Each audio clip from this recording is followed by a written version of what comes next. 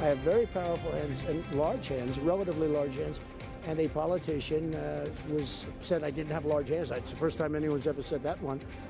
So no, I think it was a good moment. Mrs. Trump, what did you think of that moment?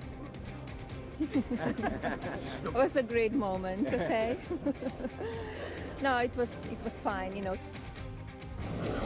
Quite a moment indeed. Racy talk about hand size dominated the week into last night's Super Saturday races. Let's talk about that and a lot more with Democratic Congressman Joaquin Castro, a Hillary Clinton supporter, Republican operative Hogan Gidley, CNN commentator and liberal activist Sally Kohn, and conservative talk radio host Hugh Hewitt. Welcome, all of you. Thank you. They don't teach us that in journalism school, I'll tell you that. But I want to start with you, Hugh. What do you think about, let's just look at last night, about last night's results? It was a big day for Ted Cruz.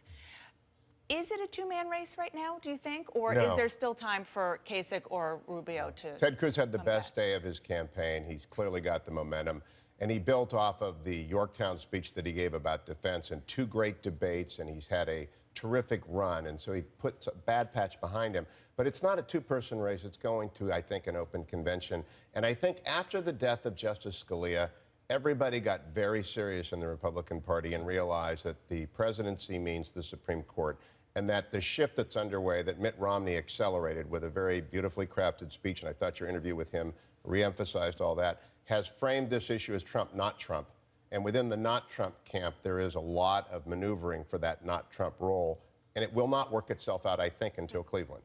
And Hogan, do you agree with Hugh? And also, I just wonder what you make of the establishment, big donors giving finally to super PACs to try to defeat Trump, Mitt Romney coming out. Is this a sign that there is even more of a divide between the grassroots and the establishment?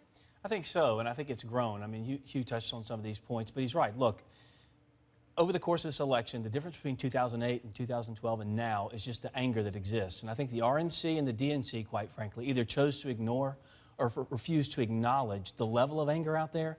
And everybody running for office in the last decade, starting with George W. Bush, is why we have the Tea Party, because of the excessive spending of George W. Bush. But ever since then, campaigns basically said the other side's the devil, and if they get elected, America is going to fall into ruin. And so this language, while it's cheap to deliver, the result is quite expensive. It's a divided electorate that can't get behind one person. They're angrier than ever. They're nastier than ever. They're more insulting and happy to see the insults come from candidates.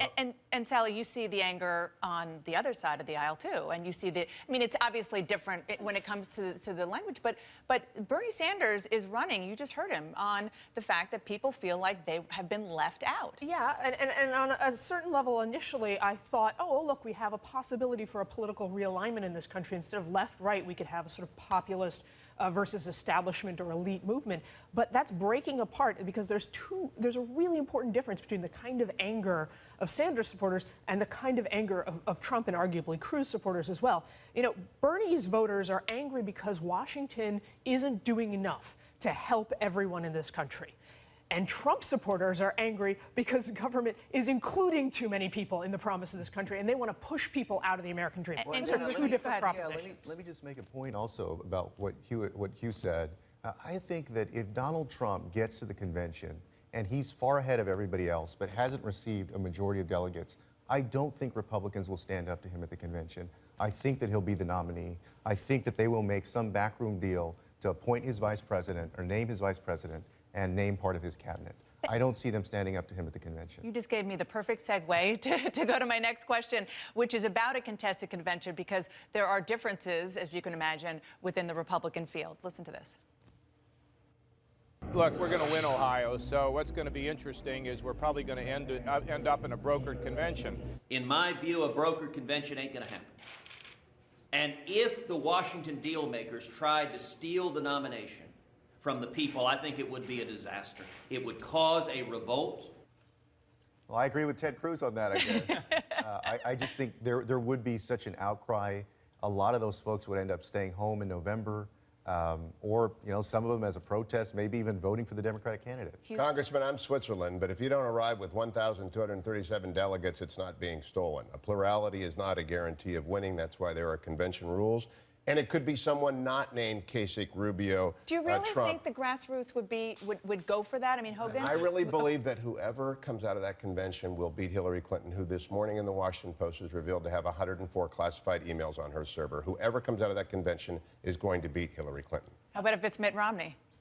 Oh, Never gonna it's happen. not going to be Mitt Romney. Not No, gonna be Romney. that's- It's not. Well, I but mean, the he's setting revolt- himself with you. right. Look, Yeah, but I the heard his revolt of the grassroots, I know it won't be stolen because we do have rules. We are a party. I understand that.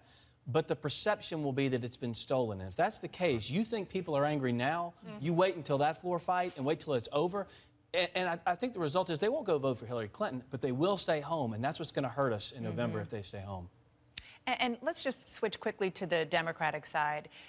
You heard Congressman Castro, you support Hillary Clinton. You heard Bernie Sanders basically not say, okay, I will step out if she gets the number of delegates and superdelegates needed.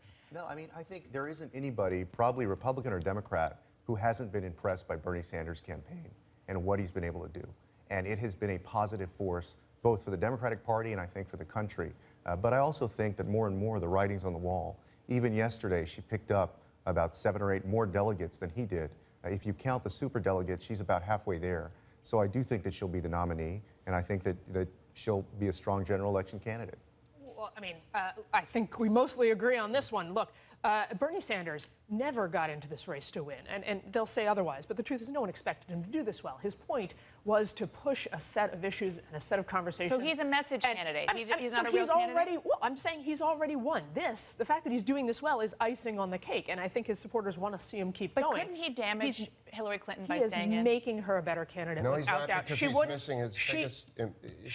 He has not raised his her biggest vulnerability, which is she endangered the national security. He refuses to And bring you know what? that He up. refuses to do it because he is a wants to major have. He problem. refuses to do it because, unlike the Republicans who want to attack her for everything possible, he wants to talk about substance. He has kept her on substance. He has made her more accountable to the populists on both sides of the Hillary party. Clinton by the way. supporter, you get the last word, 10 seconds. Well, and also because it's been settled by the Congress. The Congress has looked into it. The Justice Department has looked into it, and they've cleared her. Justice Department is looking into it, but she's not- that's she's not for the subject another. matter. She's been cleared. I missed that, Heather. Okay, She's not the we subject gotta go. We're gonna have this conversation for a lot of months. Believe me. Thank you very much, all of you.